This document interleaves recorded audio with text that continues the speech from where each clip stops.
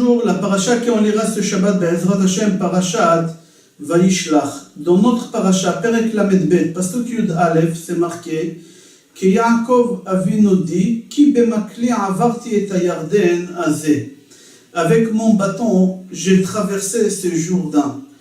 Rashi sur place dit qu'est-ce que ça veut dire ça avec mon bâton, j'ai traversé ce Jourdain?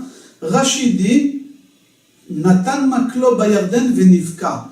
Avec son bâton, il a touché le Jourdain et le Jourdain il s'est ouvert en deux. Est-ce qu'il y a quelqu'un d'autre qui a fait une chose pareille?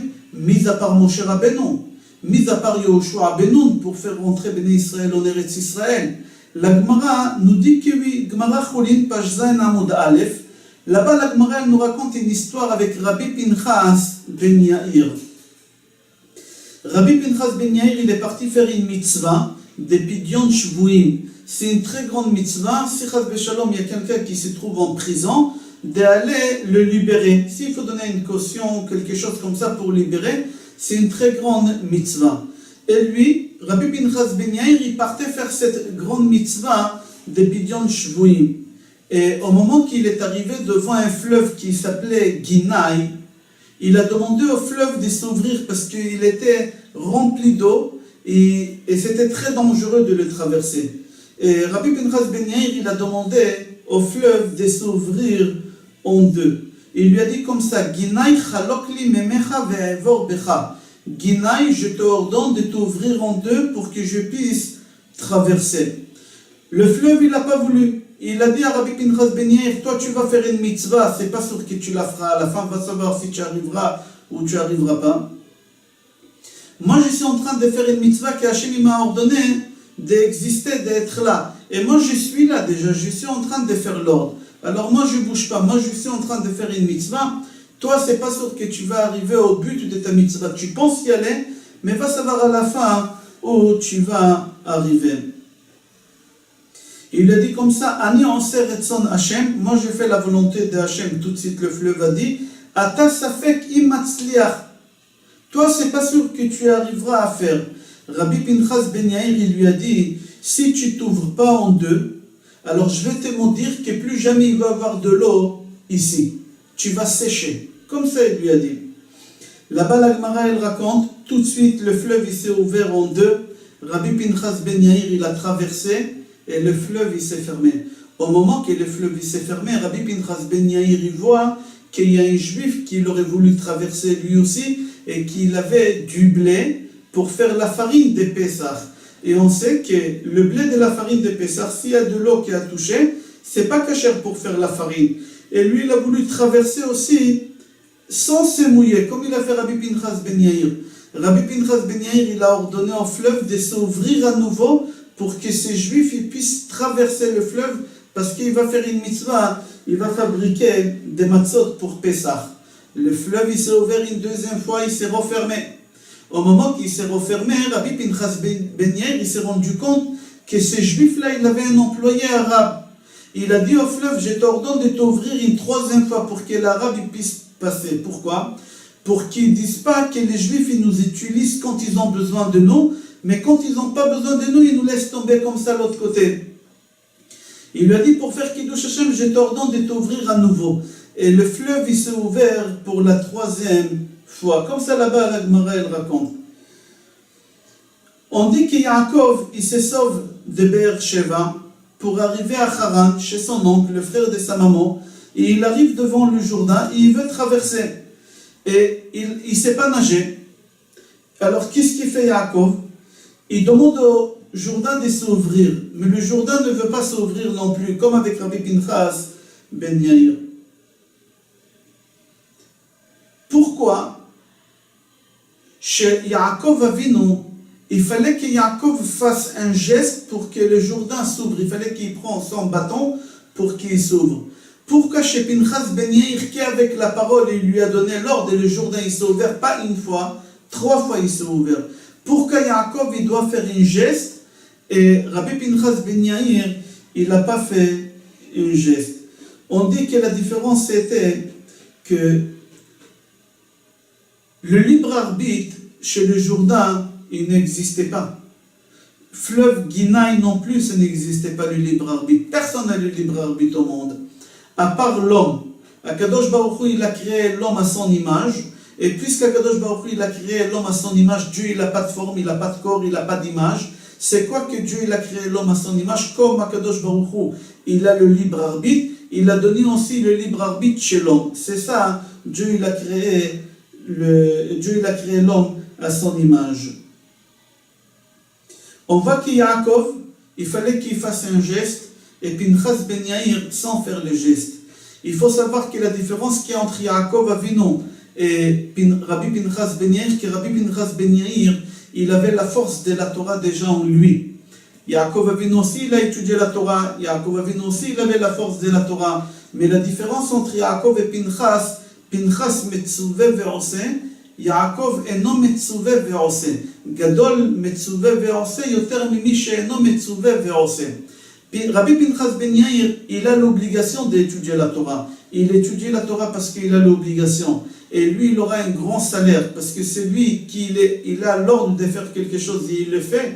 Il touchera un grand salaire par rapport à celui qui n'a pas l'obligation de faire et il le fait. Je ne suis pas obligé de faire et je le fais.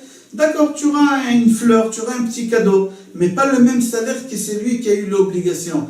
C'est pour ça qu'il fallait que Yaakov fasse un geste pour que le Jourdain s'ouvre. Mais Rabbi Pinchas ben Yair, avec la force de la Torah qu'il avait en lui, le Jourdain il s'est ouvert en deux. On continue. Yaakov Avinu, il traverse le Jourdain. Et avant de rencontrer son frère, Yaakov prie à Kadosh Baruch Hu. Yaakov, il s'est préparé avec 3 choses pour rencontrer son frère. Avec un cadeau, avec la prière et avec la guerre. Venez, on va voir la prière que Yaakov fait. Yaakov, il fait cette prière comme ça. Il demande à Kadosh Baruch Hu, sauve-moi de mon frère Esav. Atzileni na miyad achi miyad Esav. Si Yaakov il aurait dit Atzileni na miyad achi, ça aurait suffi. Pourquoi tu dois dire miyad Esav? Ou s'il aurait dit Atzileni miyad Esav, on aurait su. Combien de frères Yaakov? Un seul, Esav. Alors dis sauve-moi de mon frère. Oh, sauve-moi de Esav. Pourquoi Yaakov il a tellement précisé dans sa prière? Si vous regardez la prière qu'il a fait, tellement il a détaillé sa prière, il voulait nous faire enseigner ici quelque chose. Le Beth Halevi, au nom de Zohar HaKadosh, dit que la prière de l'homme, elle doit être détaillée. Et au moment que l'homme, il veut demander à Kadosh Baruch Hu quelque chose, il ne faut pas qu'il dise, Dieu, toi tu sais en détail exactement qu'est-ce que je veux, qu'est-ce que j'ai besoin. Moi je te dis en gros, c'est faux et archi-faux. Comme ça, le Beth Halevi, il rapporte le Zohar HaKadosh. L'homme, il doit détailler jusqu'au plus petit détail au moment qu'il demande à Kadosh Baruch Hu quelque chose. D'où on apprend ça? Que Yaakov, il a dit Miyad Achi Miyad Esav, de la main de mon frère Esav. Il n'a pas dit de la main de mon frère, il s'est arrêté. Non, il a continué. De la main de mon frère Esav, il a précisé. Dans Midrash Rabbah, Esther Rabbah, c'est marqué Perek Zayin. Il raconte là-bas une histoire sur un juif qui a traversé le désert. Et son âne, il est mort. Et ce juif-là, il était embêté. Et il voulait y aller faire Aliyah la Regel. Il voulait y aller à Yerushalayim pour faire la mitzvah de Aliyah la Regel. Et son âne, il est mort. Il avait du mal à marcher, il était très fatigué. Et il s'est arrêté, il s'est mis sur le bas-côté. Et il a prié à Kadosh Baruch Hu, il a dit Hi ratzon shizdamen li ka'et chamor. Lo chalav zman rav, hine ne'etzar sar romi, she'asa darko gam ken li Yerushalayim. Ce juif-là, il s'est mis de côté. Pour prier à Kadosh Baruch Hu, il a demandé à Kadosh Baruch Hu qu'il lui envoie un âne. Et quelques minutes après, il y a quelqu'un d'important de Rome, qui lui aussi devait aller à Yerushalayim. Et il a vu les Juifs marcher comme ça, il lui a dit que l'ânesse, elle vient d'accoucher. La jument, elle vient d'accoucher. Et il y a un bébé. Et le bébé ne peut pas marcher, je t'ordonne de le porter, cet enfant qui vient de naître.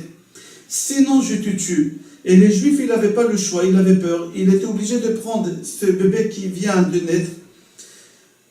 et le ramener jusqu'à Yerushalayim. Au moment qu'il est arrivé à Yerushalayim, il est parti voir les rabbinim, il leur a dit, j'ai demandé à Kadosh Baruch Hu qui m'a envoyé un âne, regardez ce qui s'est passé.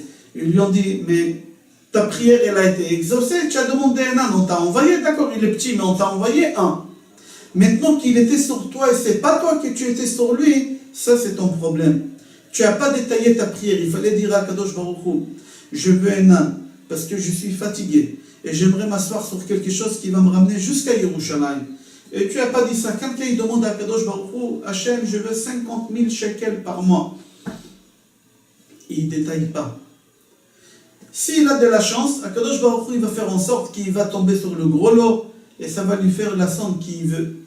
S'il n'a pas de chance du tout, ce bonhomme, Kadosh Baruch Hu il va lui faire en sorte un accident. Et la compagnie d'assurance, ils vont lui donner tous les mois, pendant toute sa vie, 50 000 shekels, il va être handicapé sur une chaise, ça sert à quoi? C'est pour cela on apprend de Yaakov Avinu que chacun il doit détailler sa prière pour qu'Akadosh Baruch Hu puisse exaucer la prière comme il veut. Rav Mindar, il pose la question, pourquoi l'homme il doit détailler sa prière? Pourquoi on doit détailler tellement notre prière? Akadosh Baruch Hu bochen kelayot valev. Akadosh Baruch Hu il sait lire bien dans nos pensées. Akadosh Baruch Hu il sait lire bien entre nos envies. Pourquoi on doit détailler Akadosh Baruch Hu? Akadosh Baruch Hu il sait exactement qu'est-ce qu'on veut. Il répond Rav Minder, il dit qu'Akadosh Baruch Hu veut que ses enfants se sentent proches de lui parle jusqu'aux petits détails. Comme un enfant il parle à son père, il s'exprime, il s'explique en détail comme ça Akadosh Baruch Hu il veut qu'on fait avec lui. Et comme ça, on sera sûr et certain qu'Akadosh Baruch Hu va exaucer nos prières.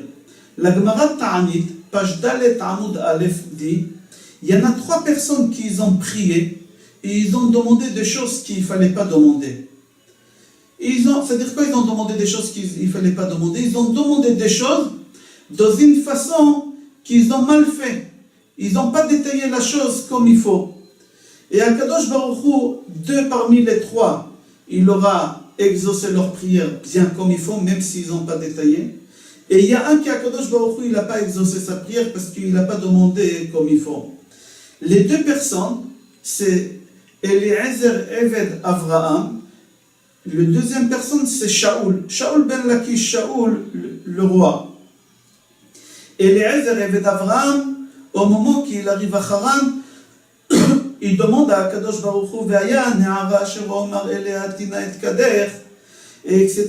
Ota ochachta le'avdecha li'Yitzchak. Il a demandé à Akadosh Baruch Hu que la fille qu'elle viendra lui proposer de l'eau à boire, c'est elle qu'elle va se marier avec Yitzchak. Là-bas, la Gemara dit, comment il a osé demander une chose pareille?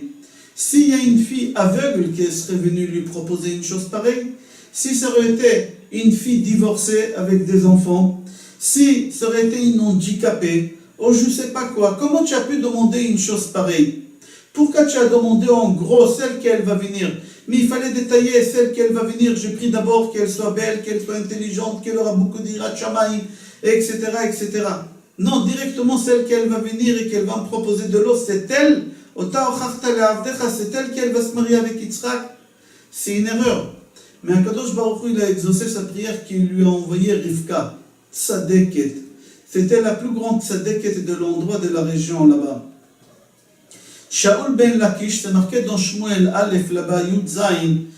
C'est lui, c'est marqué, Shaoul quand il était roi, il a dit c'est lui qui frappera le Philistin. C'est lui qui frappera le Philistin.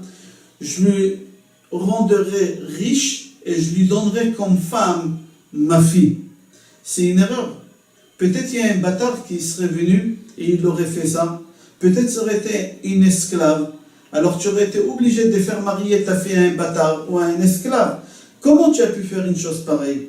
Mais quand même Akadosh Baruch Hu, il a exaucé sa prière comme il faut. Et qui c'est qui est venu tuer Goliath, les Philistins? C'était David Amelech. David le roi. Mais Yiftach HaGiladi par contre, il a demandé pas comme il faut, il a été très très mal reçu. Yiftach HaGiladi, c'est marqué dans Shoftim Yud Aleph là-bas. Ve'aya yotze asher yitze midalte beti, etc., etc. Ve'he'eleti'u ola. Il dit au moment qu'il est parti faire la guerre, il a dit à Kadosh Baruch Hu, je te promets, si je retourne ici, avec la vie sauve, et avec tous mes soldats, la première personne qui sortira de ma maison, je vais la sacrifier pour toi. Peut-être c'est ta fille, peut-être c'est ta femme, peut-être c'est ton fils, peut-être c'est un chien. Peut-être c'est un animal qui n'est pas cachère. Peut-être c'est un âne. Et tu seras obligé de le sacrifier, que ce soit ta femme, ton fils, ta fille, un chien. Comment il a fait une chose pareille? Il a mal demandé. Et à Kadosh Baruch Hu, il lui a mal demandé. Comment? Sa fille unique. Il avait une seule fille qui est sortie vers lui au moment qu'il est revenu de la guerre. David il retourne de la guerre de Bnei Ammon. Et la première personne qui sort, c'est sa fille qui n'était jamais mariée, sa fille unique. Et il a voulu la sacrifier. Sa fille lui a dit, papa, laisse-moi 12 mois pour pleurer sur ma virginité. Comme ça, il lui a demandé. Il lui a laissé 12 mois et à la fin, il a tué sa fille. À la fin, il a tué sa fille. De tout ça, on apprend que Yaakov Avinu, il vient de nous enseigner, au moment qu'on veut faire une prière, il faut détailler sa prière. Il faut donner le plus petit détail pour qu'Akadosh Baruch Hu puisse exaucer notre filote. Yaakov, il aurait pu dire à Kadosh Baruch Hu, tu sais exactement ce qu'il me faut, tu sais exactement qui c'est mon ennemi, mais je te demande à Kadosh Baruch Hu en détail pour que la prière soit exaucée. Et Akadosh Baruch Hu, il a exaucé la prière de Yaakov Avinu. Je vous souhaite Shabbat Shalom, Bracha ve'atzlacha et Kol Tov.